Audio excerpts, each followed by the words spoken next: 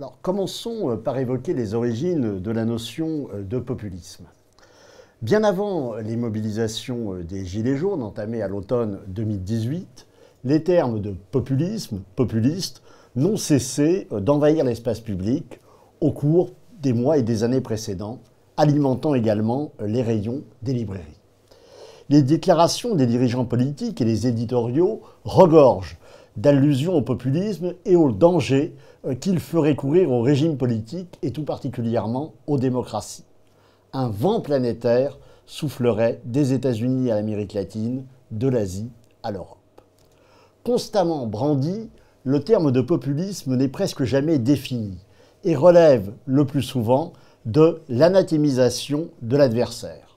Faussaire, menteur sont les termes régulièrement utilisés pour désigner les populistes. Certaines formulations vont plus loin et usent d'un vocabulaire épidémiologique qui renvoie historiquement au discours des antidémocrates les plus virulents ou à d'anciennes dénonciations de la guerre révolutionnaire au temps de la guerre froide et de la décolonisation. On retiendra parmi eux les propos d'Emmanuel Macron dans un discours prononcé à Quimper le 21 juin 2018. « Vous les voyez monter comme une lèpre un peu partout en Europe ».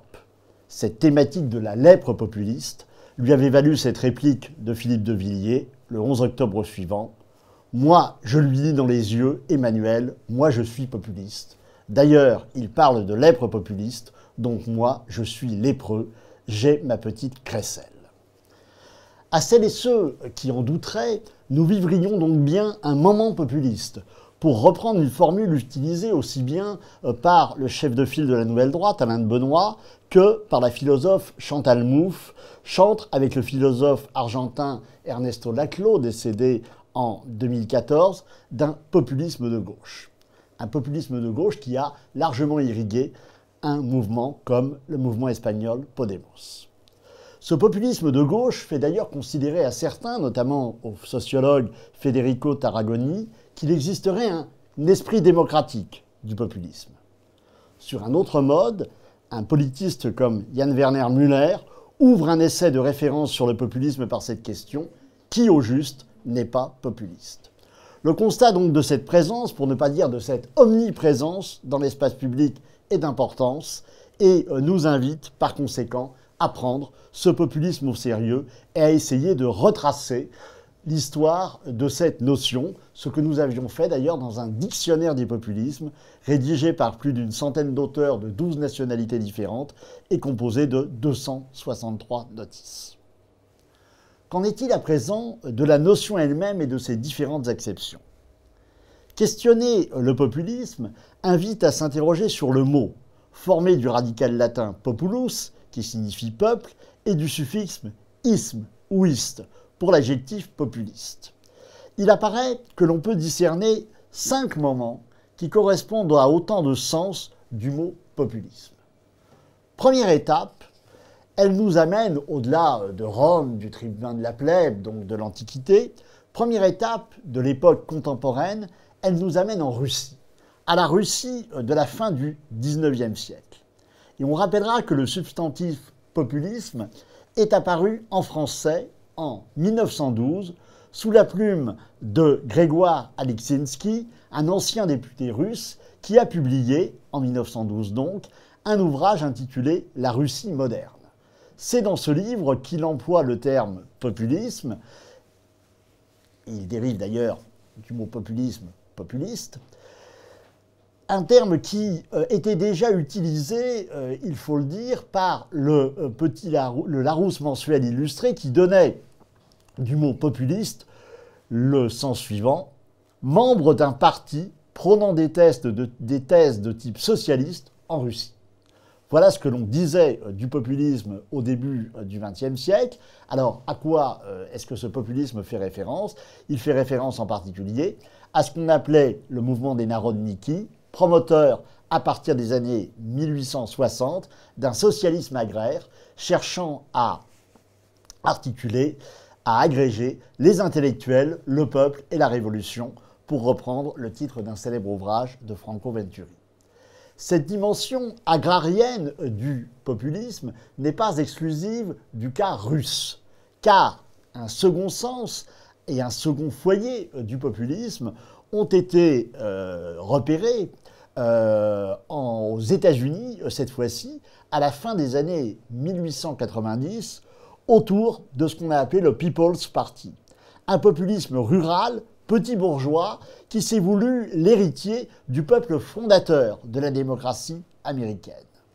De fait, par-delà la figure de Donald Trump, qui est réputé incarner le populisme contemporain, au point qu'un chercheur, Laurie Kenton, a parlé du Trumpelisme à propos de Trump, il faut savoir qu'un certain nombre du populisme américain actuel sont marqués par cet héritage, par l'expérience également de ce qu'on a appelé le Tea Party, et j'ajouterais qu'aux États-Unis, un néopopulisme américain, états-unien, théorisé en particulier par les transfuges de la New Left, je songe en particulier à Christopher Lasch, s'était attaché à exhumer, à adapter le populisme des Grangers, donc celui de la fin du XIXe siècle, aux réalités de la fin du XXe siècle. De la Russie aux États-Unis, arrivons à la France.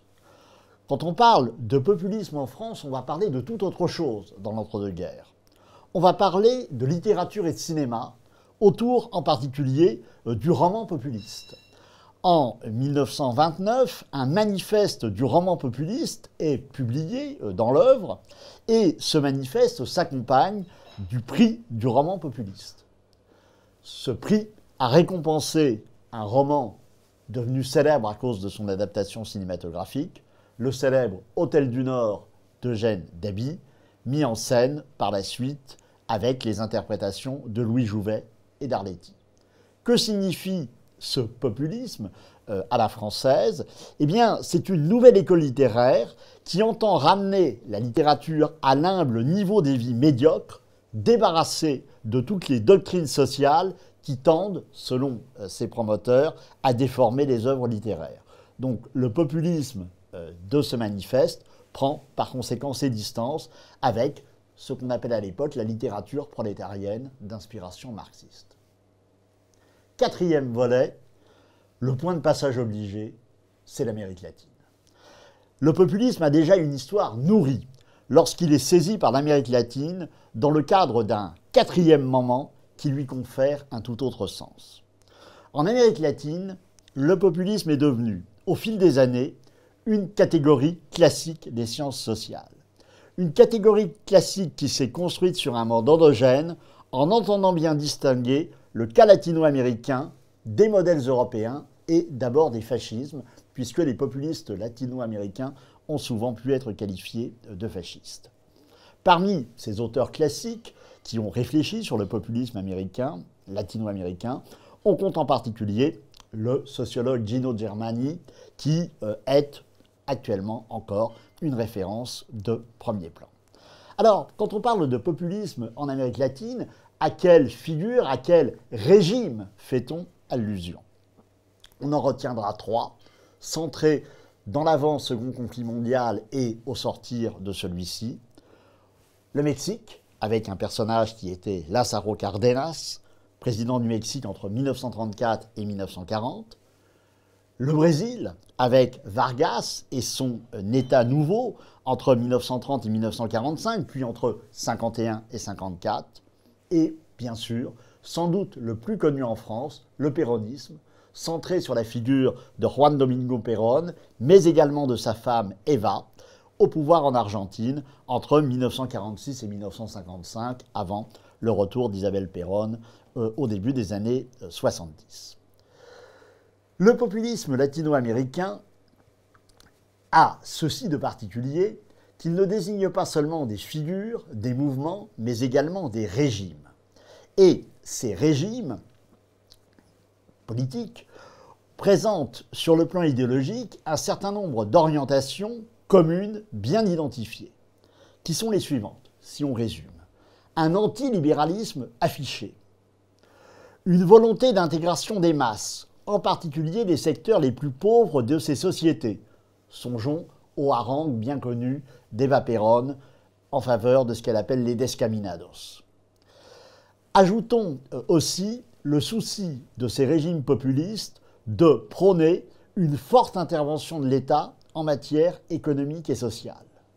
Et enfin, un nationalisme doublé d'un antimarxisme prononcé. Il existe donc véritablement un populisme latino-américain doté de différentes caractéristiques communes.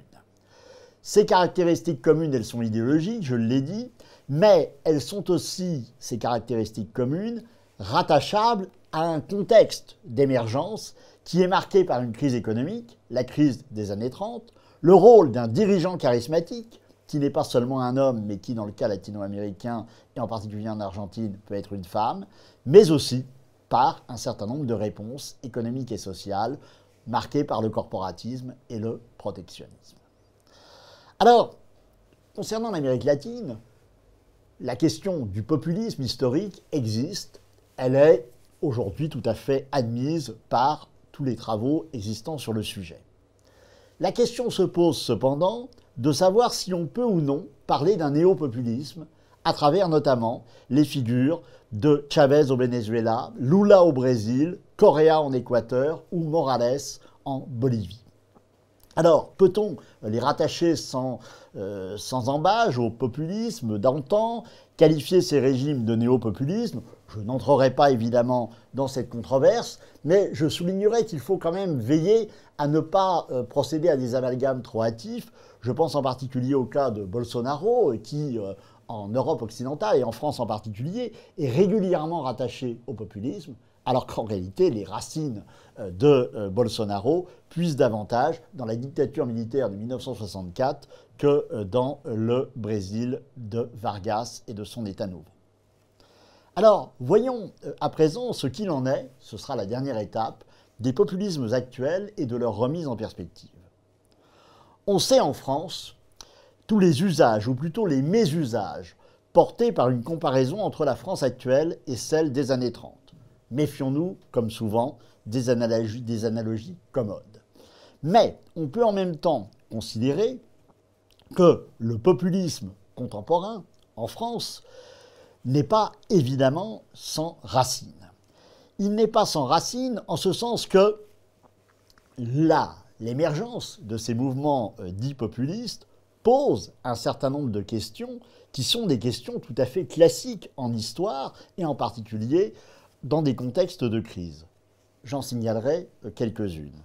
Première question, la question de la représentation, aussi vieille que la question de la philosophie politique. Faut-il faire confiance à la démocratie directe ou non? Qu'en est-il de la question du mandat? Doit-il être impératif ou représentatif? Poser aujourd'hui la question du populisme revient aussi à s'interroger sur l'importance du rapport, ou plutôt de la distance, prise entre le peuple et les élites. Elle n'a rien de tout à fait nouveau en histoire, mais le populisme s'inscrit dans des discours de dénonciation d'élites considérées comme défaillantes, corrompues, jugées par conséquent illégitimes. Et si on réfléchit à ce que fut le populisme latino-américain, les critiques contre l'oligarchie en Amérique latine ne sont pas sans rappeler ce que l'on observe aujourd'hui. Mais le problème qui se pose par rapport au populisme, c'est peut-être davantage la question de la définition du peuple. Qui est ce peuple? Comment le définir? On sait à l'échelle française tous les débats sur la définition d'un populisme entre guillemets de droite, celui du Rassemblement national de Marine Le Pen, mais l'existence aussi d'un populisme de gauche que l'on trouve en France avec évidemment la France insoumise et Jean-Luc Mélenchon, mais qu'on trouve également en Espagne. Alors, ces différentes définitions du peuple nous invitent à souligner trois termes, trois acceptions. La première, c'est de considérer qu'au fond le peuple serait la plebs, un peuple entendu comme classe sociale défavorisée. On retrouve ici l'image de Rome du tribun de la plèbe. Seconde acception du peuple, c'est le démos, un peuple entendu comme une force organisatrice de la société. La démocratie libérale peut tout à fait s'accommoder de cette définition du peuple démos. Troisième catégorie, un peuple entendu comme l'ethnos, un peuple par conséquent entendu comme entité culturelle. Pour les mouvements populistes ou étiquetés comme tels, parler du peuple ou au peuple ne signifie pas la même chose. Et là encore, la chose n'a rien de nouveau. Comme l'illustre par exemple l'exemple du poujadisme en France, considéré régulièrement comme un des ancêtres du populisme de droite contemporain, avec en particulier le lien opéré avec la figure de Jean-Marie Le Pen, qui fut député poujadiste en 1956. Restons un instant sur le poujadisme. Quel est ce peuple de Poujade, quand Poujade explique qu'il a choisi le combat en sa faveur? Ce peuple de Poujade, eh bien, c'est d'abord un peuple d'artisans, de commerçants, très différent de celui que défend au même moment, pour le compte du Parti communiste, ce fils du peuple, entre guillemets, qu'est Maurice Thorez. Aujourd'hui, quand Marine Le Pen met en avant le peuple, c'est pour considérer ce qu'elle appelle le peuple central, entendu comme ceux qui ne font partie d'aucune minorité, ni les immigrés, ni les LGBT, et pas non plus les 1% les plus riches, etc. En conséquence, Marine Le Pen peut tout à fait opposer le peuple aux élites, et peut opposer le peuple français aux élites, non seulement françaises, mais de l'Union européenne, considérée comme une épouvantable machine carcérale construite sans les peuples et qui avance contre les peuples.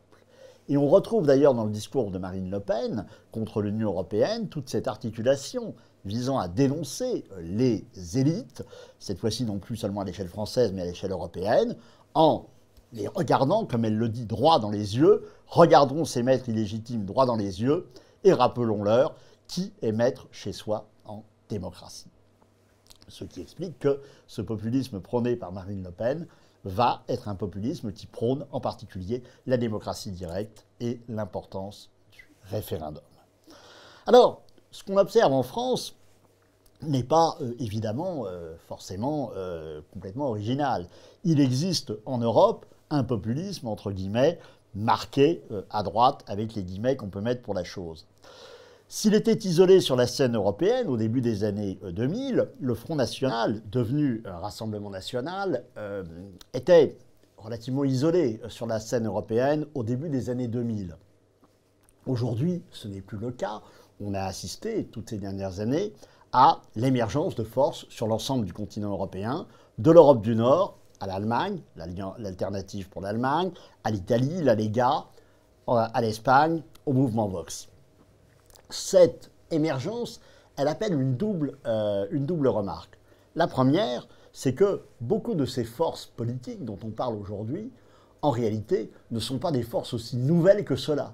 Elles peuvent être des dissidences de forces politiques traditionnelles. L'AfD est une dissidence de la CDU, Vox est une dissidence du Parti populaire espagnol. Par ailleurs, d'autres formations aujourd'hui étiquetées populistes sont des formations anciennes. Par exemple, le Parti du Progrès en Norvège a été fondé en 1973. Il a revisité son discours ces dernières années, est devenu une force populiste, ce qu'il n'était pas précédemment. Par conséquent, chacune de ces formations a sa propre histoire, son propre rapport à sa nation d'origine, ce qui pose évidemment un véritable problème pour ce populisme européen de droite. Au fond, comment peut-il s'entendre? Est-il au fond véritablement convergent au-delà évidemment de rejets partagés, notamment sur la question de l'islam ou encore sur l'Union européenne? L'Union européenne cristallise les mécontentements, mais pour l'heure, ce sont bien davantage des convergences négatives qui l'emportent qu'un programme de refonte de cette Union européenne, comme on l'a vu lors des dernières élections européennes qui ont eu lieu. Dernier élément de ce panorama, les populistes de gauche. Eux aussi, on les observe tout au long de ces dernières décennies, car il existe effectivement à gauche un rejet de l'Union européenne marqué par l'émergence d'un populisme de gauche qui avait été mis en avant notamment en Grèce avec l'émergence du mouvement Syriza, avant que Syriza finalement ne trouve des compromis avec l'Union européenne, mais Podemos en Espagne ou surtout la France insoumise avec Jean-Luc Mélenchon ont, sur ce terrain, occupé une place certaine. Sur la scène française, l'ancien dirigeant socialiste a été de longue date accusé de populisme. Et dès 2010, il expliquait dans l'Express qu'il n'a pas du tout envie de se défendre de cette accusation. C'est le dégoût des élites, disait-il, mérite-t-elle mieux? Et, de ce point de vue, s'il assumait d'être populiste, là encore, le populisme qu'il mettait en avant renvoie à sa propre définition du peuple, une définition du peuple inspirée de Laclos, inspirée de Podemos, qu'il explicitait par exemple à l'université d'été du parti de gauche en 2014. Il ne s'agissait plus seulement de rassembler la gauche, mais de fédérer le peuple en un mouvement à vocation majoritaire de ce qu'il appelle le peuple insoumis. Et c'est ce peuple insoumis qui est à l'origine de la France insoumise, dont on a vu l'écho de son principal dirigeant lors des deux élections présidentielles, celle de 2017 puis celle de 2022, même si les choix aux portes du second tour, avant que la France insoumise ne réalise les scores que l'on sait aux élections législatives. Alors, pour conclure, on le constate, cette notion de populisme est tout à fait actuelle. Le populisme est un objet de controverse, si ce n'est de polémique. Et c'est un peu dommageable qu'il soit aujourd'hui, sans doute moins qu'il y a 20 ans, un objet de discussion académique. C'est dommageable parce que les populismes renvoient, me semble-t-il, à deux choses. D'une part, à une diversité maximale des situations, de l'Europe aux Amériques en passant par l'Asie ou l'Afrique, dont on parle d'ailleurs dans le dictionnaire. Et on ajoutera aussi que ces discours populistes et ces mouvements populistes se déploient dans un cadre profondément renouvelé par rapport à leurs devanciers.